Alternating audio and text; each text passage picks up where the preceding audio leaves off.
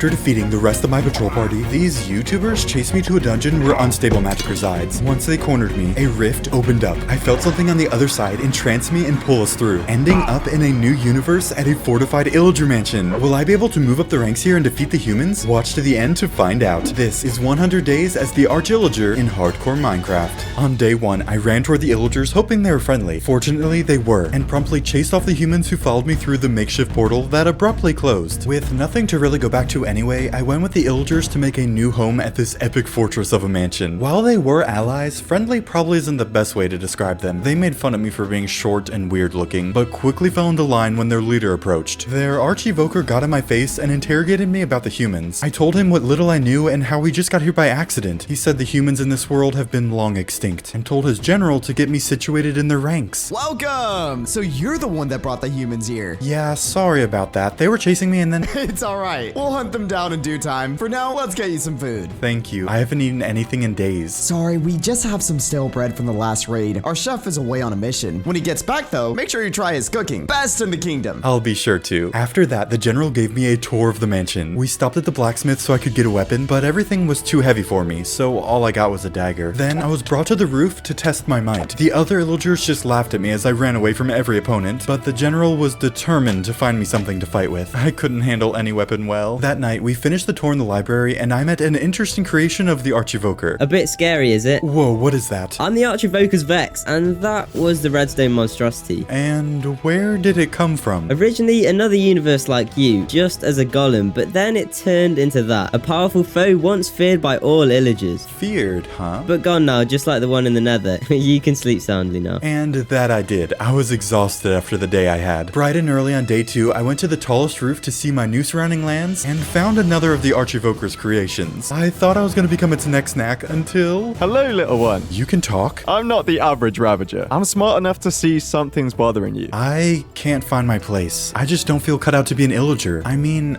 I can't even handle a weapon. I see. Look over there. That tower was built by an outcast, and it's now where all the evokers train with magic. You should try there. Magic? Oh, thank you. I quickly reported to the general and requested we go to the tower. Apparently, the illusioner who constructed the tower was away on a special mission fighting a slime witch, and brought our chef along too. Anyway, upon arrival, we found the Arch Evoker and his underlings were working away on portal magic to teleport like Endermen, but things were not going too well so far. The evokers didn't want to waste their time with me, so they just threw me a starter wand. Then the general showed me a nearby place to test it out, and I actually did pretty good for once. Nearby was the prison we went to after, and I was told more about how a redstone witch brought giant golems to invade here. That's when the warden of the prison, the one to stop the invasion, came out to greet us and said they still find redstone stragglers from time to time. As we headed back to the mansion, the general warned me there was a lot of hostile creatures to watch out for in these lands. Days 3 and 4, I was thrown into real combat to gain some experience. A nearby village was causing trouble and making weapons, when they should have just been relying on Illagers for protection. To prevent another rebellion, I went with an unwelcoming raiding party to remind them who's in charge. However, these villagers put up a really good fight, and I, well, did not. I was quickly overwhelmed. At least that is until I switched to using magic and got some reinforcements. I also tried creating a magical shield, but I guess it only works against magic. Then I had a little too much fun playing with fire. There is something so beautiful about watching the flames consume a household. Anyway, when we got back on day 5, I had to earn my keep like all the other new recruits. The horses were not too fond of me, but it was still a whole lot better than doing bath time for the Ravagers. These ones actually did try to eat me. No one told me I was supposed to feed them first. The next day involved lots of training. After doing so much running and jumping, I was forced to spar with bigger Illagers, including that royal guard I shot before, and he did not go easy on me. Then the evokers casted a temporary armor spell on me for a mission. It was only after all that I was allowed to train with magic. Day 7, I was relieved to get assigned the Illager cleric. My mission was just to deliver some potions to the swamp, but whatever potions I had must have smelled good to the slime cubes. After fending them off, I made it to the witch hut and gave them their delivery, surprised to receive a health potion and some food in return for my service. Then headed back to the mansion the next day. On day 9, I was determined to move up the ranks to get out of doing chores, so I convinced the general to send me out with a patrol party. He reluctantly agreed, but only because a human was spotted near the desert. Since I kind of led them here, he thought it fitting I helped stop them from causing any more trouble. We arrived that evening, finding no sign of any humans, so we set up camp for the night. The next morning, we split up and patrolled the area. That's when I stumbled upon one of those humans messing with some cobblestone. She quickly disappeared, and the cobblestone turned out to be a golem. I froze up, but an arrow flew by me and struck it down. I turned to see the human slay a pillager with a single swing of her hammer. Then she ran off with a nearby crate and grindstone as as more help arrived. With the humans armed and new golems being created, we had to rush back to report these findings to the general. Day 11, the general acknowledged the humans must be planning something, and with spies being chased off from here in the past, the general thought it wise to set up some new defenses in the forest around the mansion, along with nightly patrols to stay vigilant. Then we expanded our defenses out toward the desert. A Vindicator and I were sent to clear out an abandoned Pillager outpost that was overrun with a spider infestation. I felt like I was getting a little better at fighting until I got to the top and found a poisonous spider whose bite was very lethal. But eventually, we had the outpost up and running. On day 14, after getting some more food from storage, I brought all the string we got from the spiders to the blacksmith. He was fairly impressed and let me help craft some more crossbows for the patrol party set to go search for the missing humans and golems. But he failed to mention they were all in a briefing, so I awkwardly delivered their weapons as they all stared at me a bit irritated. The following day, some of the other pillagers that didn't get to go still wanted some adventure and a challenge. Unfortunately for me, that meant carrying their things through the Nether. They wanted to go hunt some hoglins, despite the Arch Evoker's command to stay out of the Nether. Apparently, there are piglin variants at war here, and he does not want us to get pulled into it. We did manage to sneak past the fighting and find a hoglin, but their arrows just seemed to make it mad. Then I found out why they really brought me along. Not to befriend me, but because they could outrun me. I quickly began bridging up, now trapped by the hoglin. So I pulled out my wand and it began shooting out a new ray attack. That actually turned out to be too much for the hoglin. Then it was time to give the pillagers a piece of my mind. But before I could, they fell at the hands of some ender piglins. I ran as fast as I could to get out of the Nether and decided not to mention anything to anyone about what just happened. Sunrise the next day, the Arch Evoker found me. I thought I was going to be in so much trouble, but he didn't seem to know about the Nether trip. Instead, I was tasked to warn the undead kingdom of the humans' arrival and the rise of the new golems. I was also supposed to ask about a necromancer staff. Anyway, I had to traverse through a thick jungle and eventually arrived at a beautiful temple. At the top, I interrupted a meeting with the Nameless One, his generals, and a drowned leader as they were negotiating a treaty. I told them about the rising threats and asked about the staff. The Nameless One took me inside and said the Arch Evoker would need a lot more powerful staff to allow him to raise Illagers from the dead. He gave me a few different staffs to bring home as I contemplated what I just heard. Then I headed out the next morning, and when I got back, the Arch Evoker became furious with me upon just relaying the message and returning his staffs. So on day 18, he put me on guard duty as punishment even though I was just the messenger. And of course, I got in trouble for talking to the prisoners. I felt like I couldn't get anything right, and most of the Illagers still did not like me. I just wanted to be cool and respected, like them, a couple of Pillager captains that are always out doing raids. Hey, could I go with you guys on your next raid? I don't know. You honestly don't seem like you could put up much of a fight. Aw, come on. It could be funny. I heard there's a witch involved this time. The boss wants us to take this seriously. You're right. Are you any good with magic? Better than I am with a weapon. All right, I guess you can come. We've only seen something like this once before, so stay close. With that ominous warning, we are en route to another village, and I had no idea what I had just gotten myself into. When we arrived, it was raining and kind of hard to make out what was going on. As we got closer, we began getting shot at by other Illagers. I didn't know what to do, but the captains quickly jumped into action, knocking out our aggressors, and then they froze. That's when a pink witch came out of hiding, holding a heart medallion. Then the captains turned to face me and began to attack me. I ran for my life and tried to hide, but the witch quickly found me, but then stopped confused when her medallion didn't work on me. So I used that to my advantage and began attacking her, chasing her outside where all the Illagers were now free from her trance. One of the captains quickly dispatched her and approached. Great job out there. We couldn't have done it without you. I guess it can be good to be different from the rest sometimes. Oh, thank you. Come on, let's report back to the general. Agreed. But first, let's loot this place. We took whatever we wanted, and I stocked up on plenty of food. As we headed home, they told me about a jungle witch they defeated that used seeds to control the mind of a jungle abomination. But this medallion seemed to change her victims' hearts to do her bidding. On day 23, we were welcomed home with a celebration, but it was actually for the illusioner and chef who returned from stopping a potential invasion from the Slime Witch Queen and her kingdom. And afterward, the Arch Evoker thanked the captains for defeating the Pink Witch too. The only recognition I got was when they told the illusioner how I brought humans to the realm. The following day, I headed to the kitchen per the general's recommendation to cheer myself up. When I got there, the chef seemed pretty well rested and was already back to work making the best mushroom stew I've ever had. Then he told me his adventures of battling slime knights and meeting samurai mushroom people, which made me a little more hesitant to eat his stew, at least until he pulled out his nether mushroom stew, which tasted great but was a little too spicy for me. The chef said it's harder to get ingredients from the nether since the warped witch brought her piglins here, but when I asked what was with all the witches and why the Arch Evoker is so obsessed with defeating them, he said we aren't allowed to talk about it. Finally, we ended the meal with some slime spider legs that did not agree with me. Early day 25, a scout returned and said one of the patrol parties went missing near a village where all the humans were last spotted. I was commanded to go along with the raid party to finally put an end to this, but they didn't seem too happy to have me, and I was terrified to go after watching just one human in action. How are we supposed to take on 4? I let fear get the best of me and decided to borrow a teleportation device just in case. Then we all headed toward the village, toward a fierce battle. When we arrived at the village day 27, the humans were waiting, weapons in hand. As we charged toward them, villagers jumped out and ambushed us. Illagers began falling all around me. I managed to take out a couple villagers, but soon I found myself surrounded by the humans, all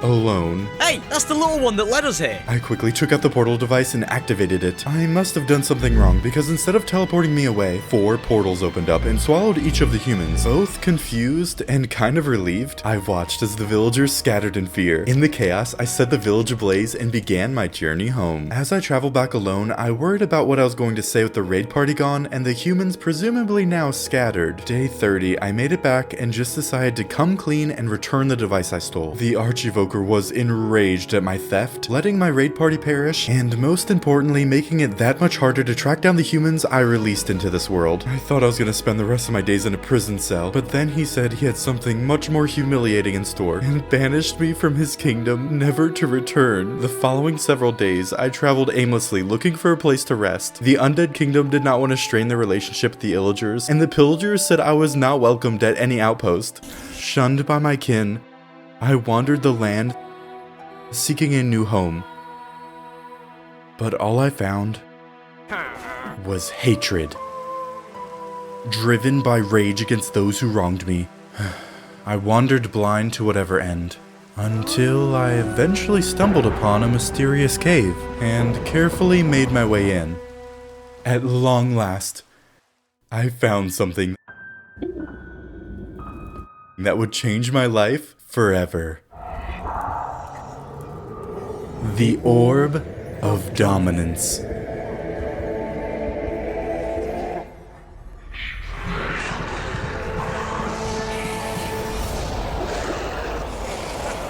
As soon as I picked it up, it turned into a perfectly weighted staff just my size, and absorbed my medallion. I felt the power of the orb surge through my veins, but was interrupted by an imprisoned pillager in tattered clothes. He promised to show me how to use the orb if I let him out. Then he led me down to the main chamber where I passed all those dead redstone golems. Well, I thought they were dead. Turns out they sat dormant, waiting for someone to come along. I was about to run out of there when the freed pillager stopped me and showed me the power of my new staff. Suddenly, we were surrounded by 6 redstone golems that all seemed to wait for my command. I turned back to the pillager and told him to explain himself. Long ago, back when he was a captain of an outpost he had built himself, he came here in search of this power promised by an underling. But when they found the orb, he was betrayed and rendered unconscious. When he awoke, he found himself imprisoned and his underling gone. Probably now the new captain of the outpost that he had built.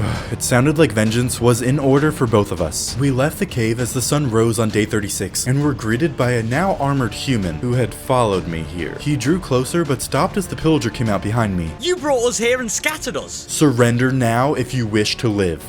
I think I'll take my chances. Okay. Once the doors were fully open, he backed away as the redstone golems surrounded us. But I felt the need to test out my new power. I ran at him and we clashed. He hit really hard, but the orb gave me more health and shielding. He was putting up a really good fight, and soon we were all turned around. Then he ran at me, tackling me off the cliff's edge. I watched as he fell to his demise, very confused with what was happening. Then I realized I could actually fly. This orb is so amazing, but I could feel it draining me the longer I flew. Better to only use it when absolutely needed. I did, however, feel my overall health increase upon the defeat of my first human, and with my powers now tested, it was time to test out my new golems. So off we went to the pillager's outpost to overthrow his betrayer. We spent the next few days traveling north to his outpost, and on the way, my new friend told me about how the orb rejected both him and his betrayer, saying there was something special about me. He seemed very glad to be on my side. Anyway, day 40, we arrived at the outpost my new friend had built, and the pillagers were forced to welcome me in, but I could tell they did not want me to stay for long. They were, however, very excited to have their old captain back from the dead, but his old patrol squad was missing. Then, when we asked to meet with the betrayer, the newest captain told us of how an evoker showed up one day and challenged him to a duel to the death. Upon the evoker's victory, he went to claim rulership over all these lands, and branded himself The Arch Evoker. I was hoping not to face him yet. That's when I explained how I was banished. And to my surprise, my new friend said he'd still stand by my side against the Arch Evoker. I forced the pillagers to give us some more food for the journey, and we went on our way. As we traveled toward the fortified mansion, I was told that if I could defeat the Arch Evoker in combat, I could assume his role as ruler over the Illager Kingdom, and my new friend would be honored to serve as my right-hand man and advisor. On day 42, we arrived to the mansion and the Arch Evoker came out to meet us. He said we were not welcomed, and began going inside when I challenged him to a duel. We decided to battle it out here to avoid any destruction, and all the Illagers that could leave their duties came to watch. The Arch Evoker wasted no time biting me with his first move before throwing me in the air with a levitation spell.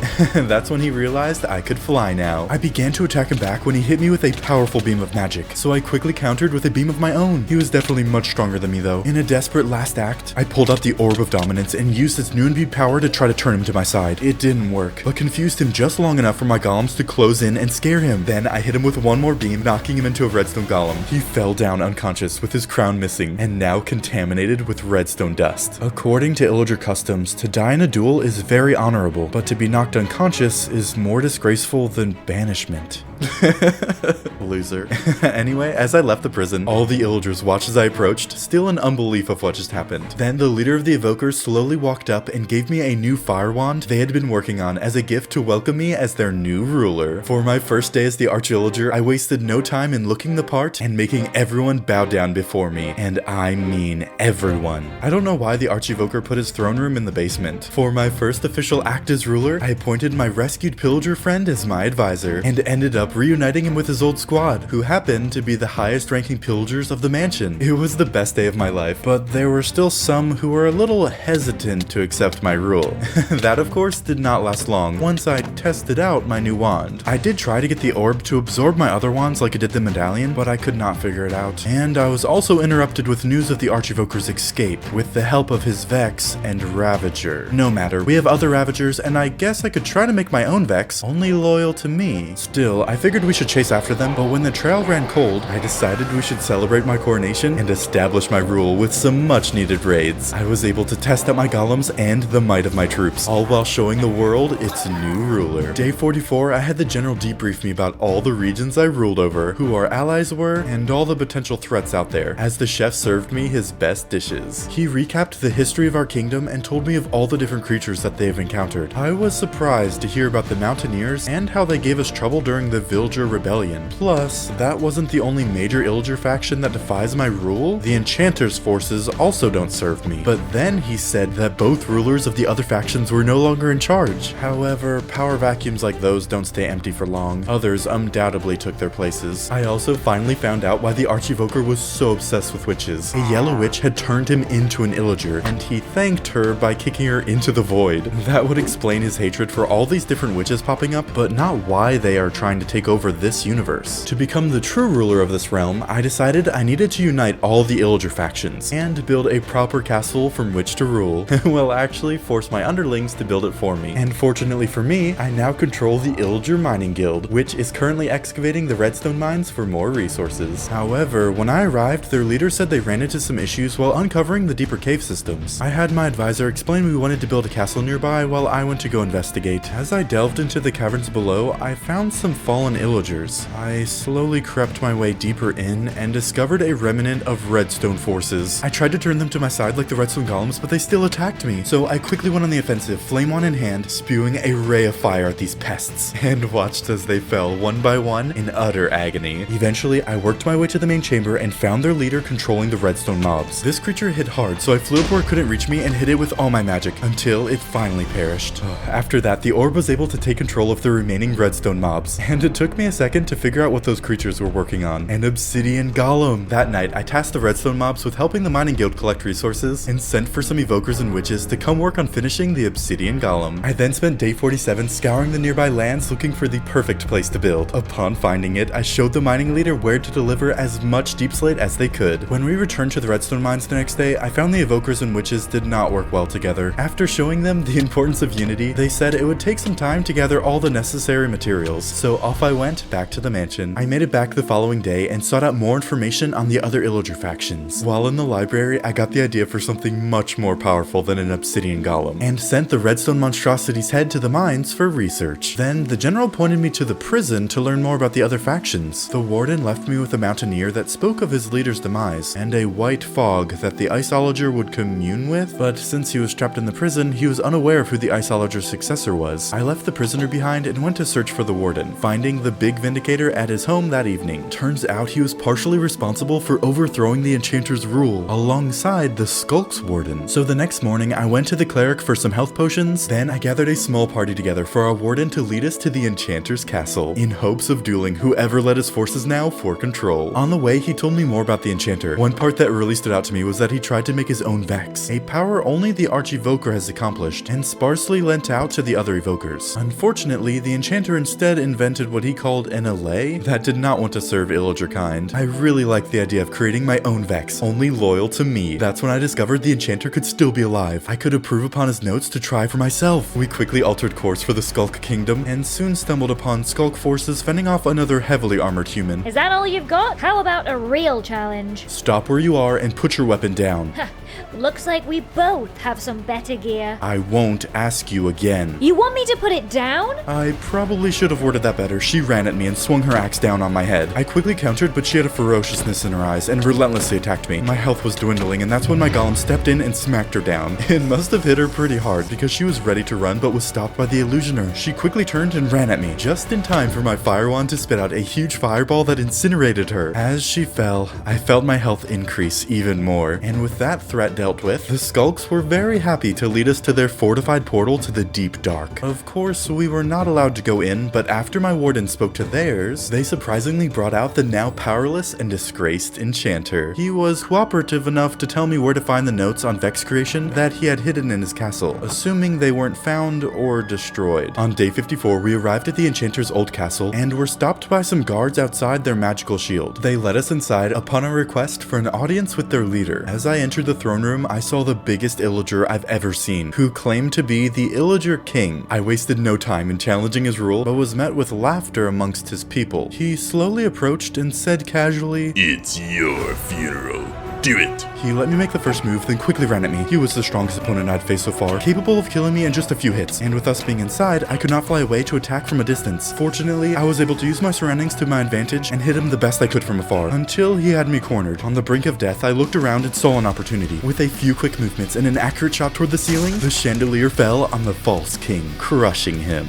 With a somewhat shameful duel complete, I went to rest on my new throne as this Illager faction pledged their allegiance to me. My first act as ruler was to take down their shield and give me the power source for the monstrosity I was creating. They wouldn't need it anymore because they were all to move to my new castle to be built. Then I scoured through the Enchanter's old room and found his hidden notes on Vex creation, along with a Nether star that I figured could be useful for something. The following day, I told everyone to begin packing and be prepared to move to the castle once it's finished. Then I took a few of my new troops with me as we all headed back to the mansion, and upon return, we were greeted by the general. Welcome back, my king! It seems you have done what your predecessor could not. Thank you. Now get these men settled in and prepare for me a group of builders. Yes, sir. I have word from the Miners Guild. The last of the resources will be delivered soon. Excellent. Have the builders meet me there in 3 days' time. There's one more thing. The nameless one is waiting for you inside. I went inside to find the Undead King and his retinue of guards waiting for me. He had heard of my rise of power and wanted to see the staff that I had found. To my surprise, he made a gesture of goodwill between our kingdoms and upgraded it with a bit of his own magic, so I could now raise fallen Illagers from the dead. I also asked him how to get the orb to absorb my wands, but he told me I had to grow in my own abilities first, suggesting I make a new wand out of something more powerful than the others. As I watched them leave, I couldn't stop thinking about stealing his staff so I could rule over all the undead too. But first, I had to establish my own kingdom and improve my abilities. I went to get some more food from the chef, then asked the evokers more about summoning Vexes. Turns out the Arch Evoker would only grant them the power temporarily for raids. After giving them the Enchanter's notes, we searched through the Arch Evoker's books and worked on unlocking the ability for all of us. That night, I left the evokers to continue the research and told the Illusioner to craft a new wand for me. Day 59, I traveled to the Redstone mines to deliver the power source to my team working on the Obsidian Monstrosity. They had finished constructing it, and it looked so awesome. We hastily installed the power source and I waved the orb over my new creation, but it just lied there. My golems were just woken up from a deep sleep.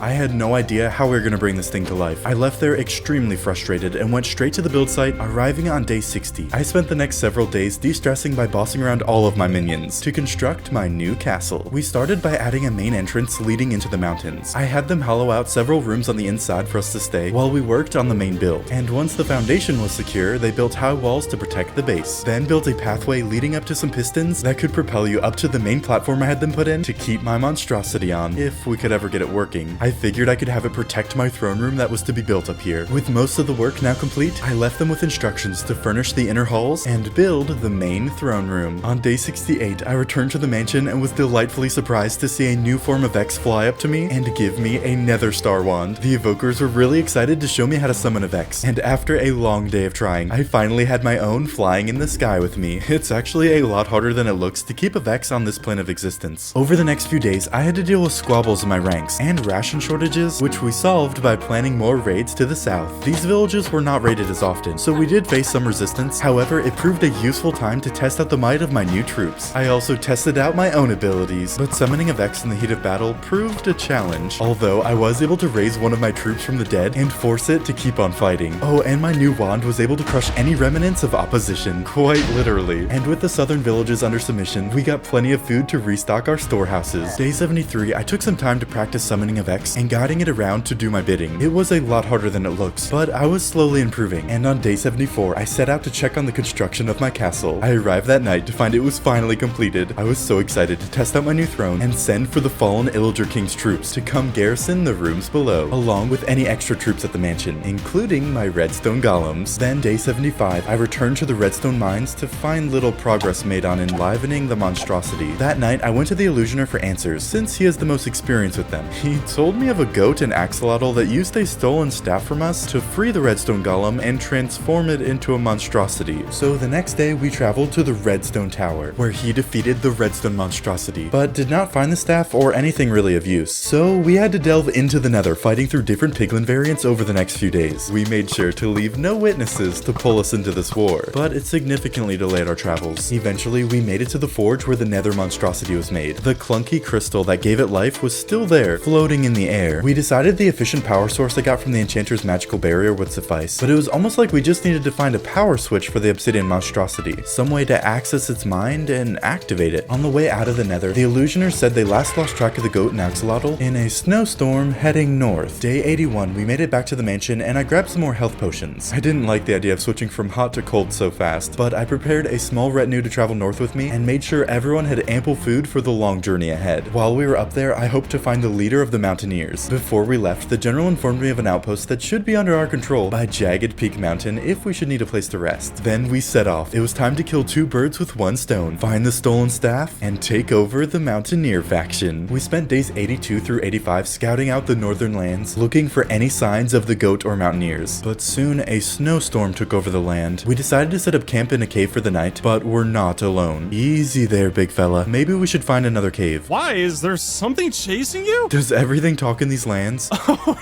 you're worried about me? Yeah, a lot of things talk here. This world is corrupted. What do you mean? I've been trying to figure it out for a while now. Some force out there must be behind all this chaos and probably behind how you got here. Wait, how do you know I'm not from here? Before he could answer, a band of frozen pirates entered the cave. Then one of the Nameless One's generals walked in, returning with some food for his polar bear companion. We all sat by the fire and the stray prince told me about how a goat and axolotl kidnapped his polar bear and he got revenge by pushing them off a balcony. The morning of day 86, the stray prince pointed us toward Goat Mountain and warned us of some troublesome villagers that live nearby there. We arrived at their village near sunset and demanded them to house and feed us for the night, not wanting to waste any time raiding. I could tell their leader was not afraid, but still wanted to prevent any bloodshed. So the preceding morning, he gave us directions to Goat Mountain and where to find an ice castle the Mountaineers controlled. While he couldn't guarantee that the Mountaineer leader would be there, he did guarantee that there were dragons spotted in the area recently, no doubt heading toward Goat Mountain for a snack. It was actually not hard at all to find the mountain, and since there were dragons, we hid and sent in my Vex for recon. There were a lot of goats and axolotls up there, along with not just one, but two dragons, and they all seemed to be preparing for battle. The Vex also noted that there was a waterfall under the balcony that could have saved the goat and axolotl kidnappers while they were falling. Anyway, it was time to make myself known. We revealed our presence, and I was surprised to be greeted by a yellow witch. I was told she had fallen into the void, but I do suppose that one of her dragons could have caught her. She claimed to be just peacefully raising these animals and seeking refuge from the Arch Evoker here, after accidentally turning him into an Illager. Then she handed over the staff, saying that she was not aware of how one of her goats got it. I got what I came for, so we left, but I did not trust a single word that she said. Both her and the goat faked their deaths, and have been preparing all this time in the shadows. But to what end? I'll have to send some spies to keep tabs on this mountain. Anyway, we spent 2 days traveling toward the ice castle, ready to challenge the Mountaineers leader. But on day 89, there was another snowstorm. This time we tried to push through, but were stopped by a familiar face. These humans were becoming a real thorn in my side. Tell me, where did you send the others, and how do we get home? Let's see, one is missing, and the other 2 fell at my hand. You'll be next if you do not surrender now. I'd rather fall in battle than be imprisoned by an Illager.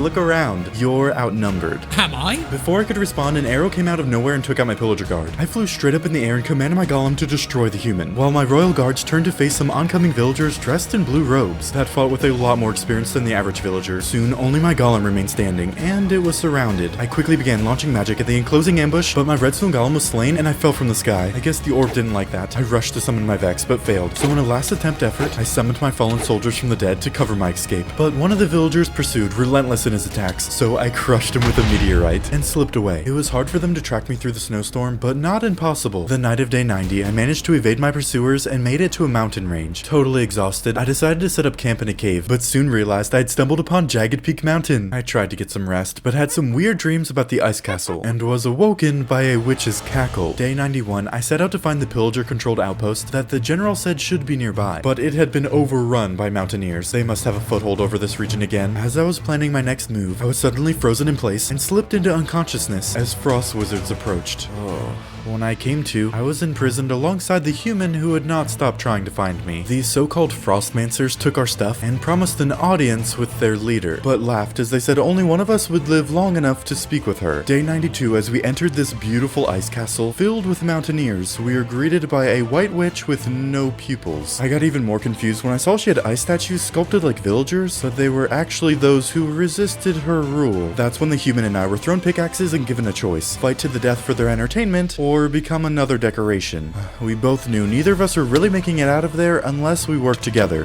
This wouldn't have been an issue if I had my staffs, but the Frostmancers who caught me off guard now had my staffs guarded. I was so done playing prisoner. I nodded to the human, quickly backed away from the fight, and tried my hardest to summon a Vex. It finally worked, assisting the humans in attacking the Frostmancers, distracting them long enough for me to grab my wands and my staff. But we were still surrounded by hordes of Mountaineers, so I waved my orb around the room, and it failed to turn them to my side, but it did unfreeze all the villagers. With everyone distracted, I chased the White Witch up the stairs, where I challenged her to a proper duel. With no hesitation, she began hurling blocks of ice at me, which I countered with a magical shield, then hit her with a few magical attacks before switching to my fire wand. As I spewed fire toward her, she summoned an ice storm above me, so I quickly moved out of the way. Then I threw a fireball at her and got up close, but she summoned a wall of ice around us and conjured another ice storm on us before I could fly out. We both broke out of the ice cage and found the Mountaineers watching in anticipation, so she began conjuring up her ultimate move. I scrambled to use my nether wand before she could use it, dousing her in bright magical flames and reducing her to ashes, leaving only her wand and the tool she used to communicate with me through the veil to corrupt my dreams as I slept in Jagged Peak Mountain. The astonished Mountaineers watched me walk away in horror. I went back downstairs and rested in my new throne, utterly exhausted. My first decree was to defrost the human. I let him get his hopes up for an escape before hitting him with a meteorite, gaining more health and regaining my strength. Now ruler of all the Illager Factions, I traveled back to my castle with a handful of Mountaineers. On the way, they showed me how to access another's mind with the White Witch's artifact. And on day 97, we made it to my completed and now garrisoned castle, where I called a meeting with the leaders of all the clans under my rule to discuss how we would further expand my kingdom. But that night, I had a dream of the last human still out there. The orb must have been warning me of her impending attack. So on day 98, I headed to the Redstone Mines with my dream artifact and the goat staff in hand. The Orb of Dominance applied extra power to the staff and the artifact, allowing allowing me to access the mind of the Obsidian Monstrosity. Then something clicked. Suddenly, he towered over everything in the room, so I quickly pulled out the orb and tried to take control. With another success, day 99, I brought it back to my castle and had it protect my throne room. Then I found more troops had arrived from the other clans, so I held a feast to christen the newly established castle, where the chef made all sorts of delicious foods. That night, as I recounted my adventures to my underlings, we heard a noise when I mentioned the Yellow Witch still being alive, but there was nothing there. And on day 100, I realized our defenses were not impenetrable. I heard commotion coming from outside my throne room. As I went to investigate, I found the last human fighting viciously through my forces. I thought things would soon be over as she approached a Redstone Golem, but she proved much stronger than the others. She slowly approached me as I stood a bit taken back. You've slain my party and stranded us here.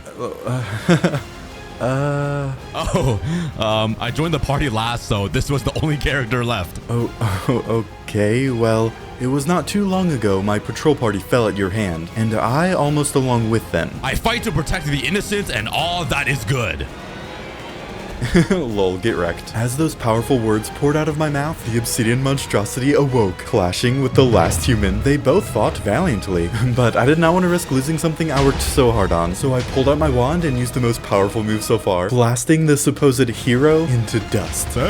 And ending the fight, I felt my health grow one last time, and a burden lift from my heart as the Orb of Dominance finally absorbed all of my wands.